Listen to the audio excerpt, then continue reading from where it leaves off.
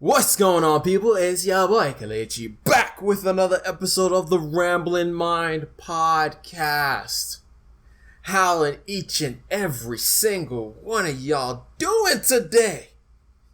I hope y'all are doing well. I hope y'all are doing great. I hope y'all are having a wonderful, wonderful day.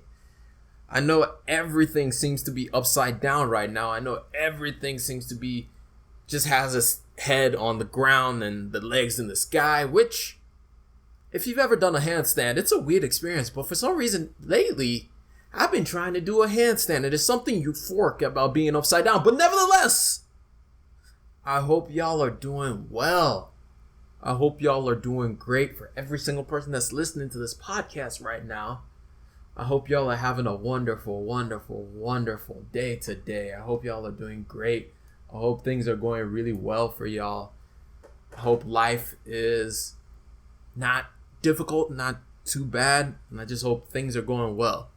And I just hope you're doing well. I don't know why I keep saying that, but I feel like I need to just reassure people every time that I get the chance that it is well, and this too shall pass. And just keep your head up and try your best and do what you got to do. But yeah, I hope everything's going well for you and your family, and you're staying safe, and you're washing your hands, and you're staying indoors, because there's a lot of people. My friend sent me a meme today. It was like, looking outside while these COVID idiots are out here just going to the beach and stuff. And it was kind of funny, but it's true. Like, too many people are taking this thing not seriously enough, in my opinion. There's a lot of people that are just like, oh, I'm young, I can do whatever, it's not going to affect me, and all that stuff. But we got to take this thing seriously. It is spreading a whole lot faster than we thought. And we'll talk about that a little bit more in the podcast today, and we'll talk about some other things. But yeah, just take this thing seriously. Do what you can on your side. You know, the social distancing. Take care of your neighbors by staying away from your neighbors. Washing your hands, taking care of what you have to take care of on your side of things.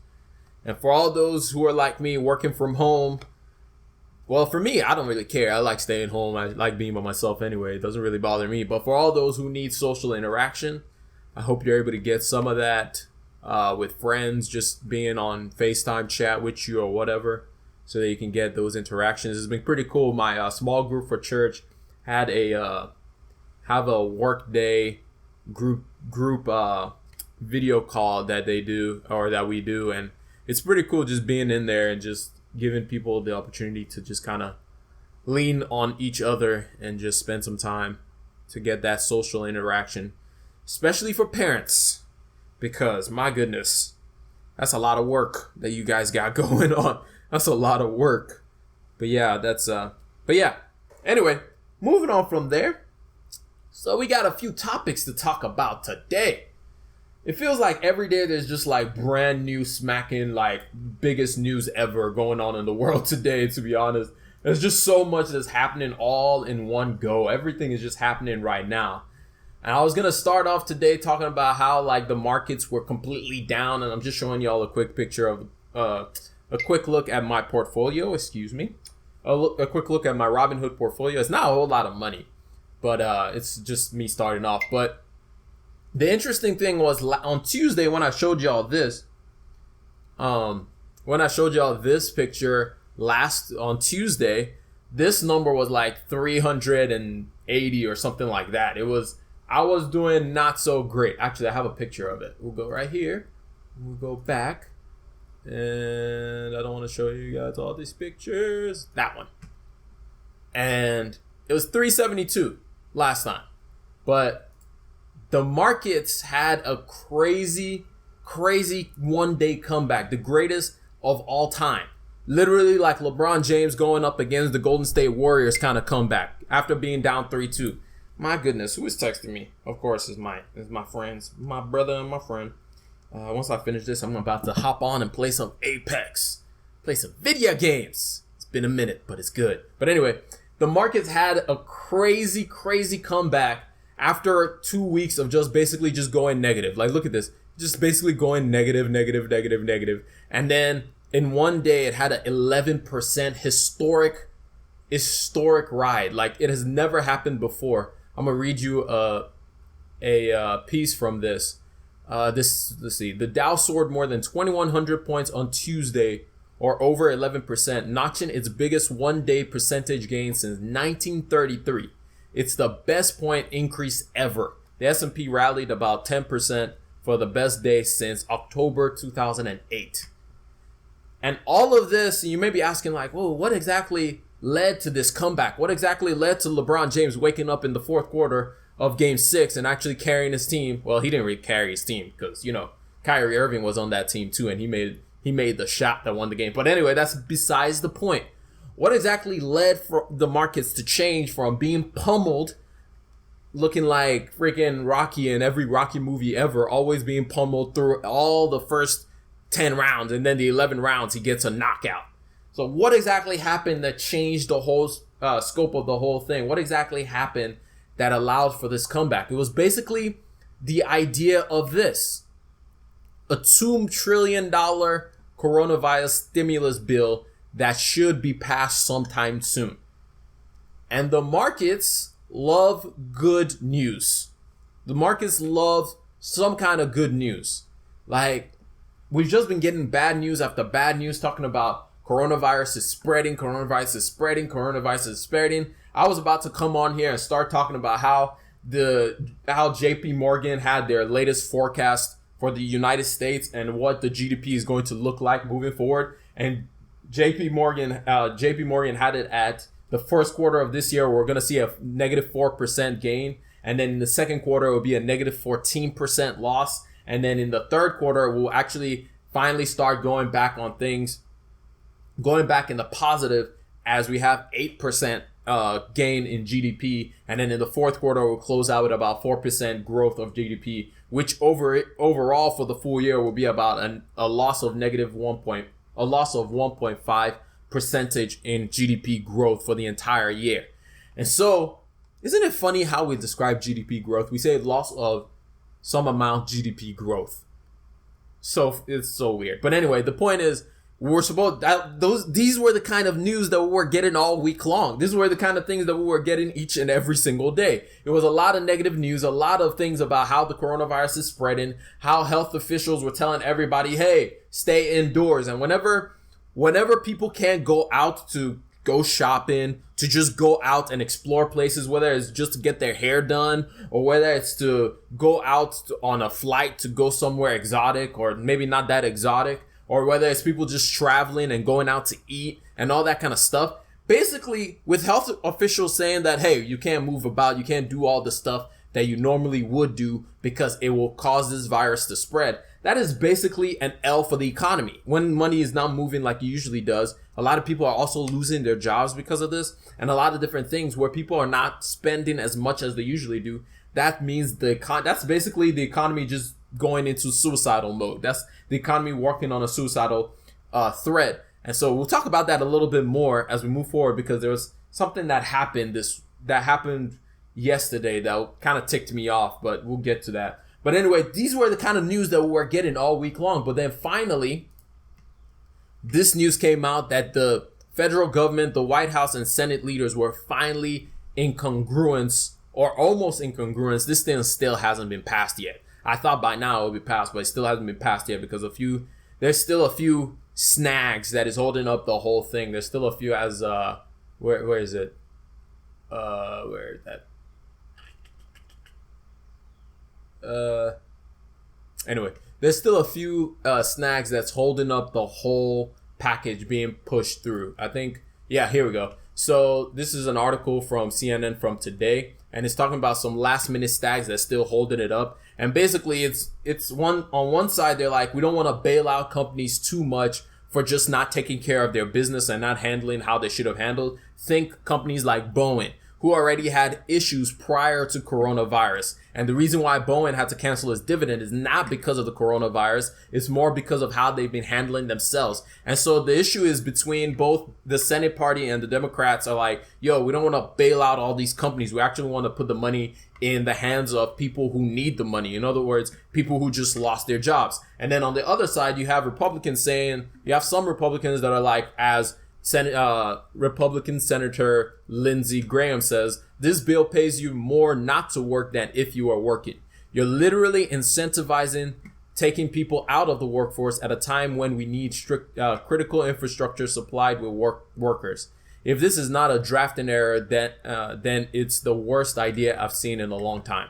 And so it's just basically like they're just hashing out all the details, all the fine details within the plan, which unfortunately is part of the problem with the democratic system, which is a good problem, I would say, because I don't want the autocratic system like they have in China, where basically the government just said, hey, we're on lockdown, boom, and they were like tracking people and doing everything to enforce the lockdown, and they basically just did whatever they wanted. I do prefer this democratic system at the end of the day, but it does mean that things take longer than maybe they should, but that's just what's going to happen. That's just one of the things that you have to deal with. So what are some of the things that are coming out with this $2 trillion stimulus package that is supposed to be released soon? So in this package is payouts to individuals. So about $250 billion set aside for direct payouts to individuals, about $350 billion in small business loans, and then $250 billion in unemployment insurance benefits, and $500 billion in loans to distressed companies. This is what we're talking about, like companies like Boeing, airline companies with cruise liners, those kind of things is what they're talking about, the $500 billion loan that they're trying to give out to these companies. Now, what can you expect if you're an individual? How much money will you be getting?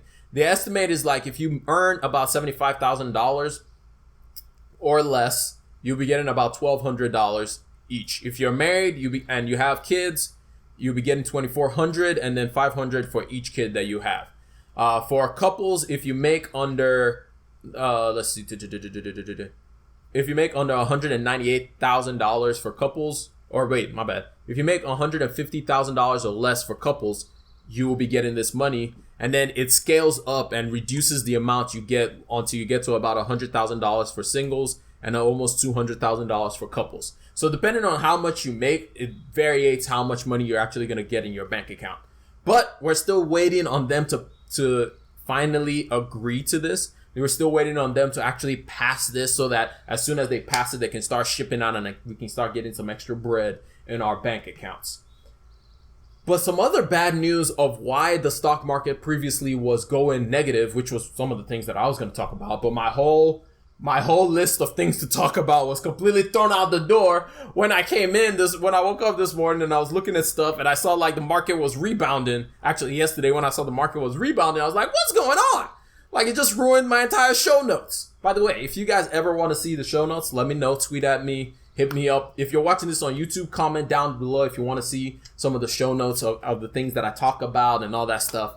But either way, I was coming in here with like talking about how the market was just failing like the Titanic and continued to sink like the Titanic and all this stuff. But then I woke up and then this was happening. I was like, oh, well, I guess that's not exactly what I expected to be seeing today. But anyway, some of the other news that came out that was killing the markets was I was going to talk about unemployment. Like I said earlier, with more and more people losing their jobs, you can expect, because of coronavirus, you can just expect that unemployment number to continue to grow. As of last week, Thursday, which we're going to get another one tomorrow, or as of when y'all are listening to this, it will be Thursday. So on Thursday, we will get an updated number. But as of last Thursday, the number was 281,000 people, an increase from over 211 from the week prior. We haven't hit this high number since 2017. Remember when we were talking about how in the last couple of years unemployment has been about 3%? Well, we're moving further and further and further away from that 3% number. We're moving very, very much more and more into these high numbers of unemployment. I mean, 4 weeks earlier, unemployment was at 232, but then there was, 211,000, but then there was an additional 70,000 people that lost their jobs because of this coronavirus situation. And so news like that was coming out and it was just completely killing the market. Like the market just could not see anything. It was just going negative. Which, side note, for all my individual investors out there, if this is still a good time to invest in the market, like you see where this is. Okay, so let me just show you all this real quick. We're gonna use the S&P 500 real quick to show you where we're starting off from and we're just going to say the last 5 years. In the last 5 years, the S&P 500 was about 2,061 points in the last 5 years, so 2015. At this point, even though it's still at a low, it's still more than what it was 5 years ago. So I'll still say it's still a good time to buy. A lot of companies are at a discount price right now. For example, Disney, still a discount price. I mean, this thing was up to 120 at one point late last year, and now look at it, it's only at 100. Microsoft was at 100 and almost at 170 at one point, but look at it right now, it's at 140. So it's still a good time to buy in the market. It's still a good time for you to buy some shares, buy some investments, and to start investing if you want to do that. And I'll advise for everybody that doesn't necessarily want to be picking their own companies or looking that detailed or actually is going to do hardcore research, I would say ETFs. ETFs is your best bet. And some of the best ETFs for me, in my opinion, is this one, the S&P. This one just basically tracks the S&P 500. It basically does as well as the S&P 500 in there. But again, I would say go do your own research, but that's one that I would look at. If you're a tech head like me and you're willing to take on a little bit more risk, this one, the one I showed y'all a second ago, where is it? This SPY that I had shown just now, it's been available for I think over 20 years or so. This one, the SLK, has only been available for about 10 or 15 years.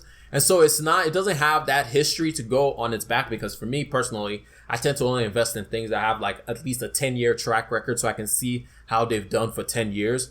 But these are two good things to look at if you want to pick an ETF. Another good ETF is this SDY. This SDY exposes you to even more, to a lot of different stocks from a lot of different types of company. Remember last week, I don't know if it showed properly. We had a lot of technical difficulties, but one of the sites that I use to look up companies and to learn more about what exactly I'm investing in is something called seekingalpha.com.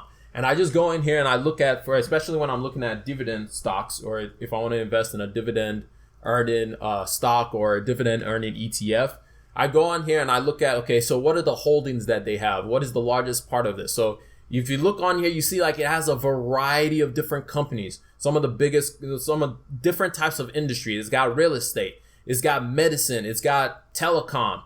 It's got all kinds of different things. ExxonMobil. It's got health. It's got all kinds of different sectors of the market for you to invest in. And so it doesn't expose you to any extreme one side like the tech one that I was showing you earlier. Let me go back real quick and show you that one.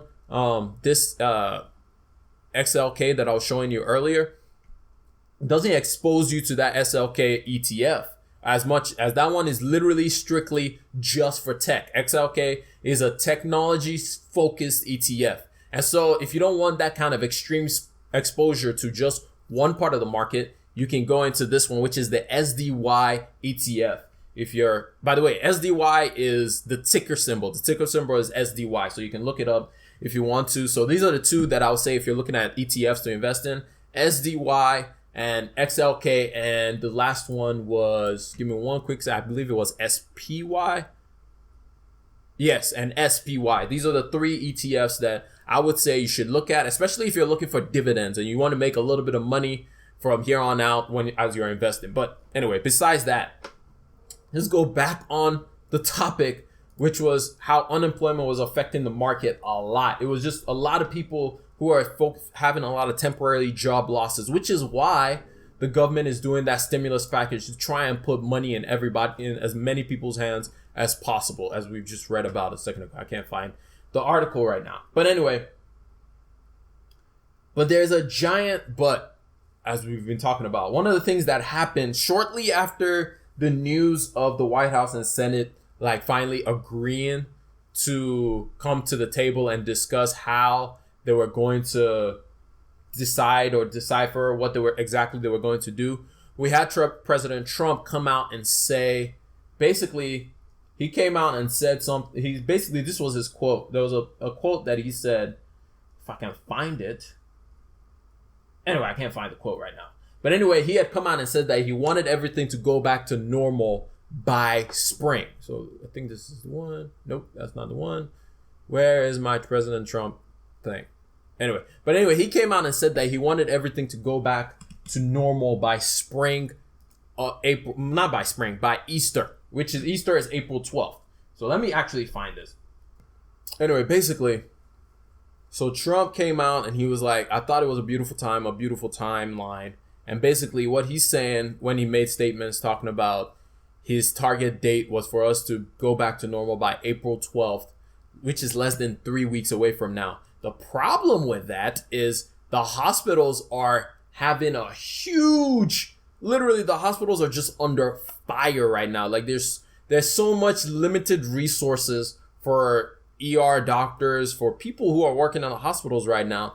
And so there's no like easy way that we can get to that point by April 8th. Actually, there was another quote that he said that really I guess triggered me is the word. That's what he said. He said the cure, and I quote, open quotations, the cure to be worse than the problem. And basically, in other words, he doesn't want the economy to go full blown into a recession rather than us finding another way that we can mitigate the risk of the pandemic. The problem with that is every health official, even his own health official, are like, that's not a good idea. That's not a good idea at all. Like, that's actually a really bad idea. And the fact is, it is a bad idea. We already missed the boat initially on trying to contain this thing when it first happened.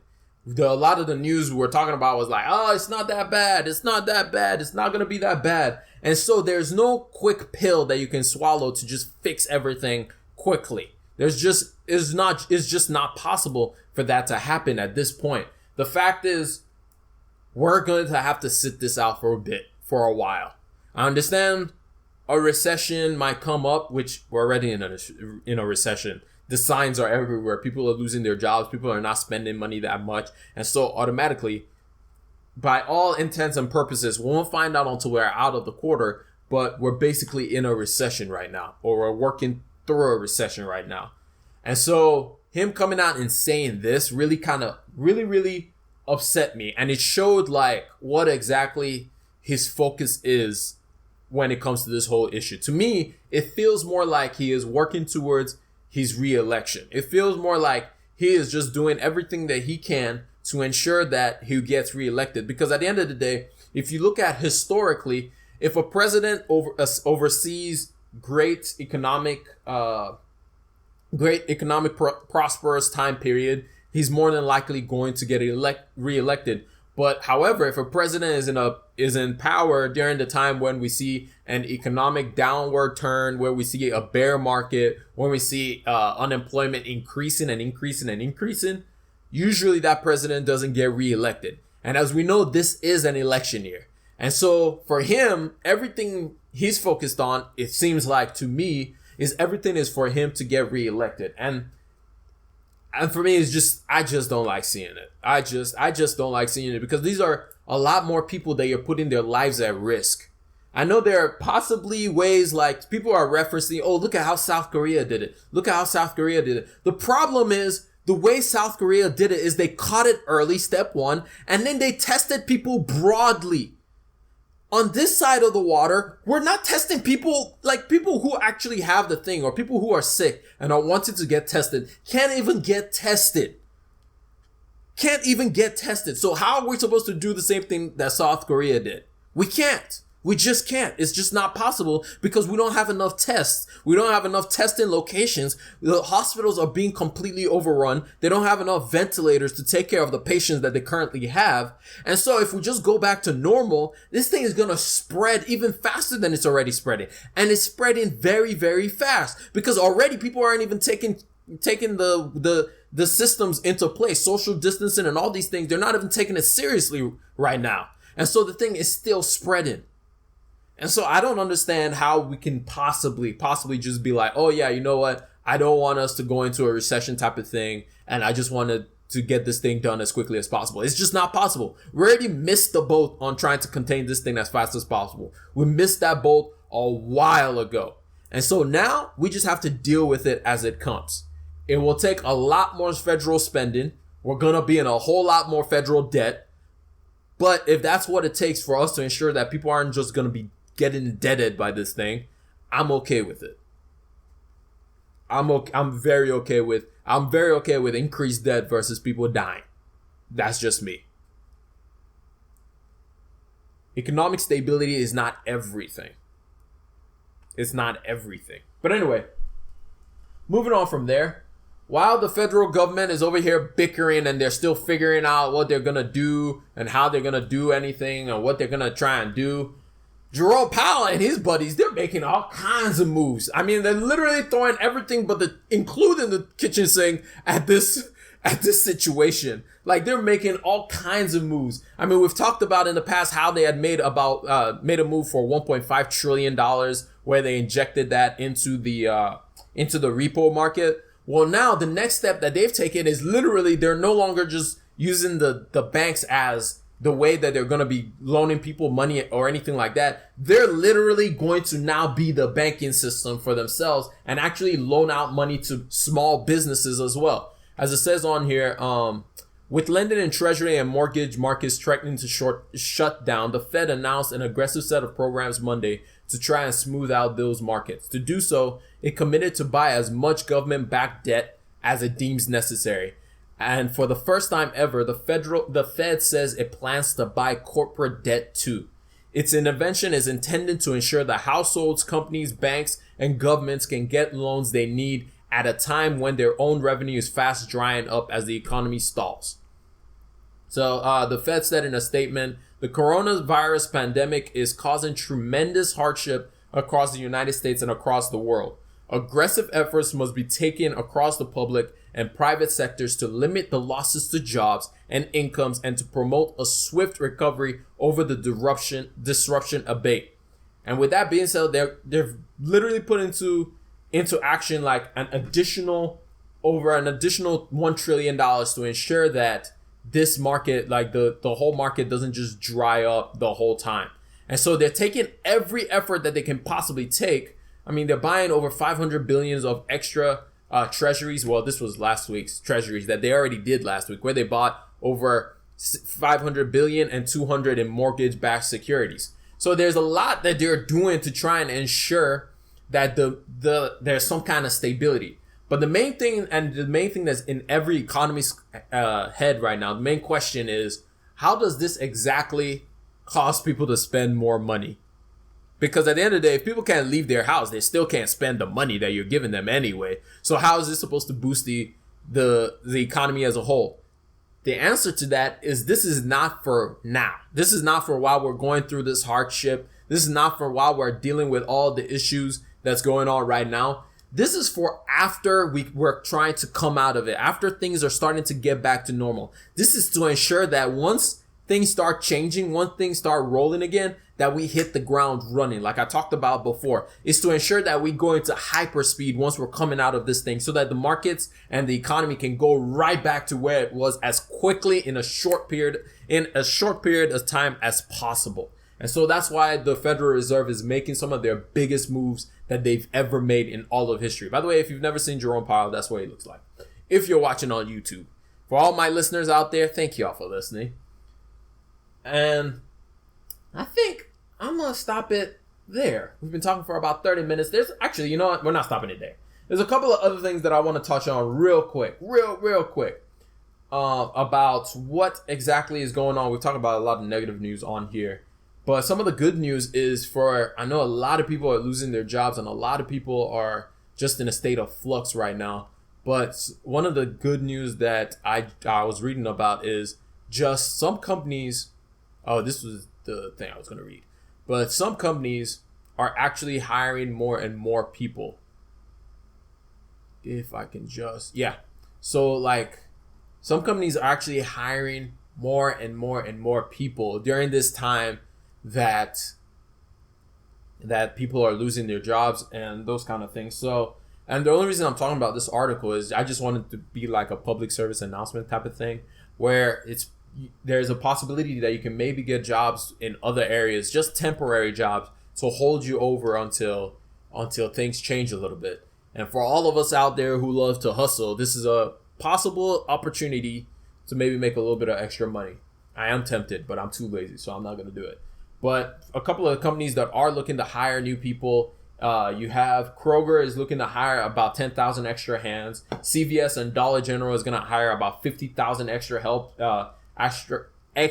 force. Walmart is hiring over 150,000 extra hands. Instacart is hiring about 300,000 extra people. And then Domino's and Papa John's are looking to hire about 50 or 30,000 extra hands. So, I mean, it might be something where you can possibly get something else. We just put this right here. Where you can maybe get something else just to hold you over until things kind of go back to normal. I know a lot of people are suffering, and a lot of people are struggling through this time. And I'm just hoping that at least if this can help anyone, that would be great. And then another piece of good news is China is finally lifting the restriction on the key area where COVID-19 started in the Wuhan region, but in the Hubei district. Hubei? I don't know how to say that word. But they're basically they're taking down some of the lockdowns that they have, and they've put the date of April 8th where they're going to allow people to start moving in and out of the city of Wuhan, which is good news. So it's good news that we're seeing that China has contained it. I mean, unfortunately, 3,000 people died from this thing, which is sad. But it is good news that we're finally seeing this virus starting to be contained, and we're starting to see that we can come out of this. So there is a light at the end of the tunnel. There is hope for a better tomorrow. There is hope for what we can expect to come out of this. But anyway, that's all I got for y'all. But a quick roundup of everything we talked about. First of all, we talked about how the stocks had a roaring comeback, looking like LeBron in Game 6 and Game 7 of the NBA Finals. And they just came back after having one of the greatest days in history of the stock market, growing at about 11% in one day. It hasn't happened since 1933. It was great. We talked about some of the issues that led to the market just tanking on itself. We talked about Donald Trump and some of his statements on how he wants everything to be going back to normal by Easter. But how is that going to happen? It's probably not going to happen. And hopefully we just are able to work through this a little bit better than we are right now.